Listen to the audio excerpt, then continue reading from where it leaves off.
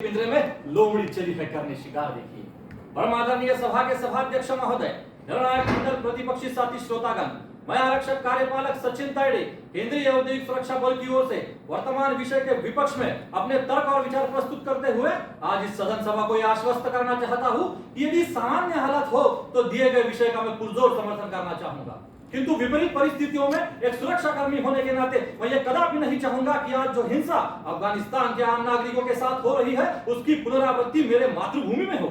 महोदय, भारतीय संविधान के अनुच्छेद 33 के तहत मेरे मौलिक अधिकार मुझसे इसलिए छीन लिए जाते हैं ताकि मैं देश की रक्षा कर सकूं, देश के आत्मसम्मान मान मर्यादा को बचा सकूं। 1964 में माननीय सर्वोच्च न्यायालय द्वारा राम स्वरूप बनाम भारत सरकार मामले में यह स्पष्ट रूप से कहा गया था कि एक सैनिक के लिए देश की रक्षा ही सर्वोपरि है।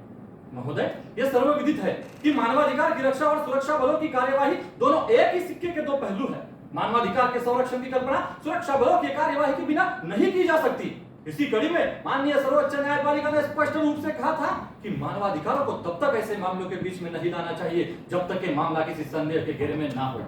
International covenant of civil and political right 1966 के अनुच्छेद 4 में स्पष्ट रूप से वर्णित किया गया है कि विभिन्न परिस्थितियों में और राष्ट्रीय सुरक्षा के परिप्रेक्ष्य में मानवाधिकारों का निलंबन किया जा सकता है। महोदय, मेरे प्रतिपक्षी बंधुओं ने भी कहा कि एक आतंकवादी की फांसी की सजा पर पुनर्विचार करने के लिए आधी रात को न्याय मंदिर का दरवाजा खोला जाता है।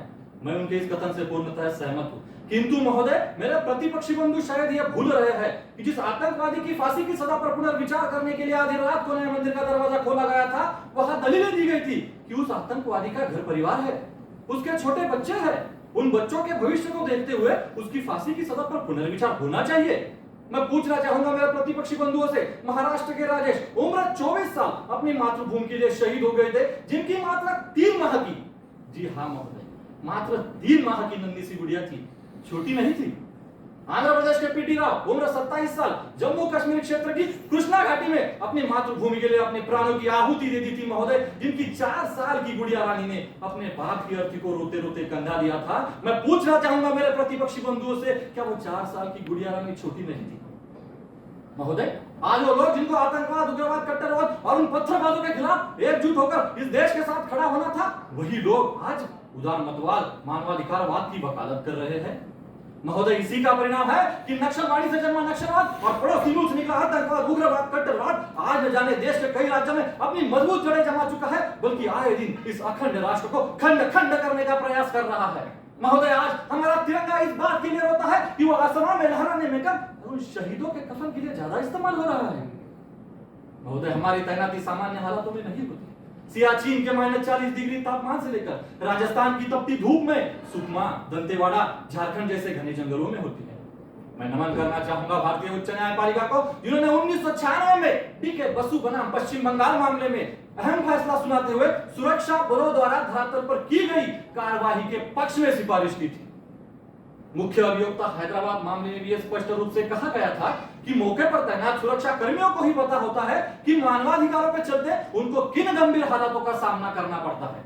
इतना ही नहीं महोदय, न्यायमूर्ति केजी बालाकृष्णन ने सन 2012 में इसी मंच से कहा था कि संकीर्ण मानसिकता वाले लोग होते हैं जो मानवाधिकारों के साथ समझौता करते हैं।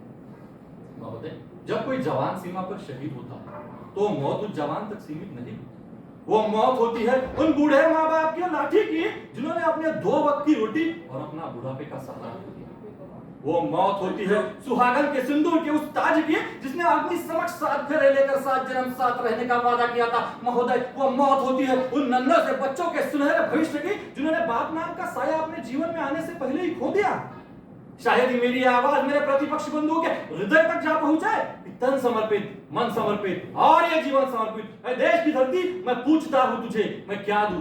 क्यों न्योछावर कर दूं मैं अपना सब कुछ तुझ पर? क्या इसीलिए कि इस मानवाधिकार की भरी सभा में मुझे जलील किया जाए? महोदय, हम मानवाधिकार का सम्मान करते थे, करते हैं, करते रहेंगे, लेकिन जब जब इस देश की एकता, अखंडता और संप्रभुता पर संकट आएगा, हम ईंट का जवाब पत्थर से अवश्य देंगे। क्योंकि महोदय, जहां मानवता ही शेष नहीं होगी, वहां मानवता का अधिकार कैसे पैदा होगा? अंत में स्वर्गीय अटल जी के चंद शब्दों के साथ मैं अपने वाणी को विराम देना चाहूंगा। ये भारत कोई भूमि का टुकड़ा नहीं है, जीता जागता राष्ट्र पुरुष है। इसकी नदी नदी हमारे लिए गंगा है, इसका कंकड़ कंकड़ हमारे लिए शंकर है। हम